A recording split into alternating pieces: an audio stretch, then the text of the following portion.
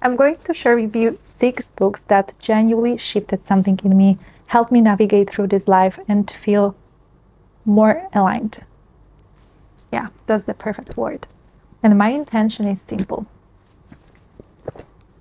That you take the second half of 2026 and every single day that is left, you live it as the most powerful version of yourself. These books will help you. 6 books, 3 categories.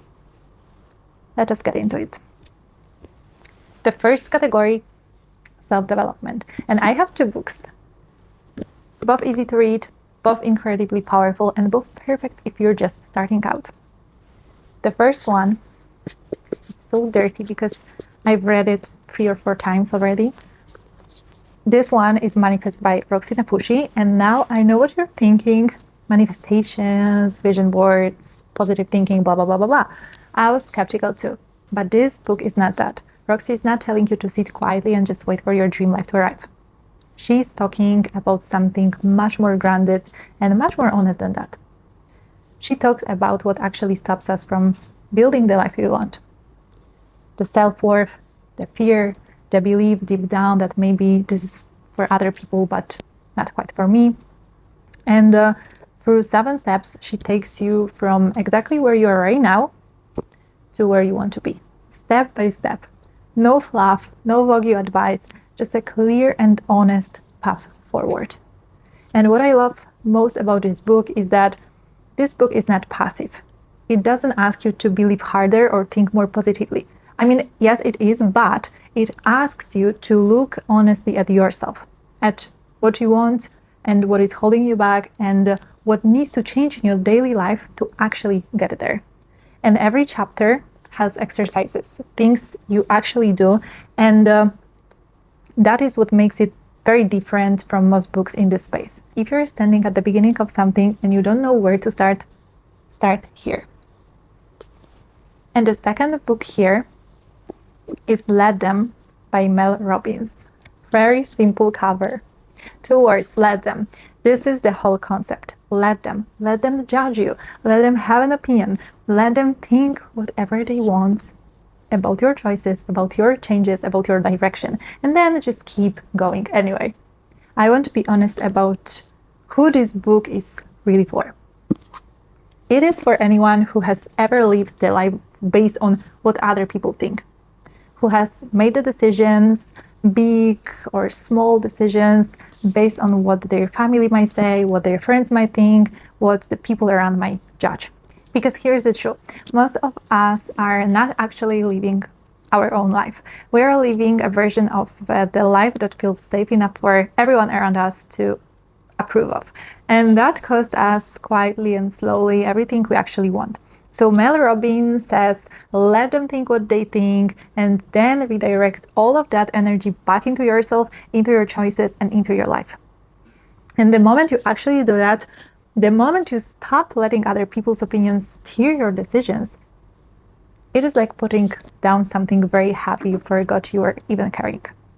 This is why I put Manifest and Let Them theory together, because Manifest helps you get clear on what you want and believe you deserve it, and Let Them helps you stop letting the outside world get in the way of building it. So read them as a pair in that order. Manifest first and then Let Them, and then just go live your life without asking anyone's permission. Now category 2, productivity. And these are honestly the best books I have ever read in my entire life. Atomic Habits by James Clear, mwah, mwah, mwah. My favorite book. I have read this book, I don't know how many times, maybe 5 already. Every time I find something new, every time something lands differently, that alone tells you how good is this book. The core idea here is you don't rise to the level of your goals, but you fall to the level of your systems, which means the reason most of us struggle to change is not lack of motivation. It is lack of structure. We set goals, but we have no system behind them. And most people set goals that sound like, I want to lose 10 kilos, I want to start my own business, I want to save more money, I want to wake up earlier. And then nothing changes because the goal is there, but the identity behind it is not. And that is the thing James Clear talks about. He says, instead of focusing on what you want to achieve, focus on who you want to become. So instead of saying, I want to lose 10 kilos, you say, I'm someone who moves their body every day. Instead of saying, I want to start a business, you say, I'm someone who builds things. Instead of saying, I want to save money, you say, I'm someone who is responsible with money. And then every small action you take becomes a vote for that person. Every time you go to the gym, even when you don't feel like it, you are voting for the person who shows up for themselves. Every time you put money away, you're voting for the person who is financially responsible. Every time you sit down and you do the work, even for 10 minutes, you're voting for the person who builds things. And over time, those votes add up into someone completely different. The idea alone changed everything for me. And I have applied it to my mornings, my business, my health, my relationships, into almost every area of my life. This book works whether you bring it, read it, and then you read it again. The second productivity book is The 5 a.m. Club by Sharma. And I want to tell you up front, this is not a traditional productivity book. Not at all. It is written as a story with real characters, a real narrative. A love story is there, a lost story is there, a money story is there, a journey. You follow people through transformation. And through that story, Sharma delivers some of the most powerful lessons about how we spend our time, how we spend our energy, how we spend our life. And I'm not going to spoil it. You need to experience it yourself. The central idea is this. The first hour of your morning belongs to you. Before your phone, before the noise, before the world gets access to you. That hour, the victory hour, how you use it, determines everything that comes after. And Sharma talks about 4 areas of life that need attention every single day for you to show up as your full self. Mindset, heart set, how you feel your emotional world, your relationships, the things you carry. Then health set, your physical body, your energy, your strength. And then your soul set, your inner light, your sense of meaning, your purpose, and who you are underneath everything else. So most people only work on 1 or 2 of these. Maybe they go to the gym, but they ignore the emotional health. Maybe they meditate, but they never move their body. Maybe they work on their mindset, but they have no sense of deeper purpose. And Sharma says all 4 need care every single day. And the morning, that first protected hour, is where you give them the care before the world takes your attention somewhere else. And in 2026, when we are all fighting against constant distraction, endless scrolling, other people's urgency landing in our hands at the moment we wake up, this idea has never felt more important. This book is about reclaiming that hour, and through it, reclaiming yourself. It is very deep, very emotional, and it really surprised me. And it is a kind of book you will still be thinking about months after you finish it. And you will just go back and read it again and again and again. Now, category 3, business. Whether you run your own business or you work for someone else, these 2 books are for you. The 4-Hour Workweek by Tim Ferriss. The title sounds like a fantasy, I know, but stay with me here. This book is not really about working 4 hours a week, but the core idea, the thing Tim Ferriss is really saying is this. Most people spend their entire life working towards a future version of themselves, working hard now so they can rest later, sacrificing the present so they can enjoy some imaginary retirement one day.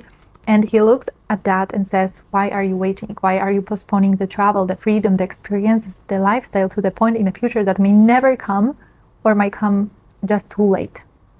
So that book teaches you to design your life now, not someday, but now, through automation, removing the things that eat your time without producing real results, through elimination, by identifying what actually matters versus what just feels urgent, through outsourcing, which is building systems that work without you needing to be present every second, and through defining what you actually want from life, which most people have genuinely never done. Because the thing here is, you don't get to work harder, you get to work smarter. And the difference between those 2 things is everything. And what I also love is the way it is written. Tim Ferriss is very funny, the language is smart and the casual, and it doesn't feel like reading a business book, to be honest, but it feels like someone who figured out something just really wants to share it with you. Whether you have your own business or you work 9 to 5, this is a book for you, because there is something in here that will completely open your mind. And now the last book, a classic, is How to Win Friends and Influence People by Dale Carnegie. Full transparency here, the book was written in 1936, so the language is old, and as someone who is not a native English speaker, I find it slightly more challenging than the others on this list, but the values inside this book are so universal, so timeless and relevant that I just couldn't leave it off. It is a book about leadership, about how to genuinely connect with people, how to make people feel heard, valued, and understood, and how through that you naturally bring out the best in everyone around. And here's what I want to be clear about, and what I found fantastic about this book. It is not about manipulation. It is about understanding human nature so deeply that working with people, leading people, building relationships with people becomes something that happens naturally. So whether you run a business or you want to start one, or you manage a team, or you simply work alongside other human beings every day, which is all of us, this book has something essential in it. The language might slow you down a little, but the lessons are ones I still think about constantly, and it really belongs on every reading list, including yours right now. So there you have it. 6 books, 3 categories, 2 to help you believe in yourself and stop letting other people slow you down, 2 to help you build the habits in the mornings that actually move you forward, and 2 to help you think completely differently about business, work, money. We are halfway through 2026, and I want you to really hear this. There is still so much time left. The second half of this year can look completely different from the first one, but only if you decide that it will. So only if you pick something up, a book, an idea, a habit, a mindset, and actually do something with it. Pick a book from this list, start tonight, and use the rest of this year to become the version of yourself you have been putting off. I want to hear from you in the comments which one is calling to you the most, and if there is a book that changed your life and I didn't mention it, just drop it below. I'm always looking for the next one. And see you next week.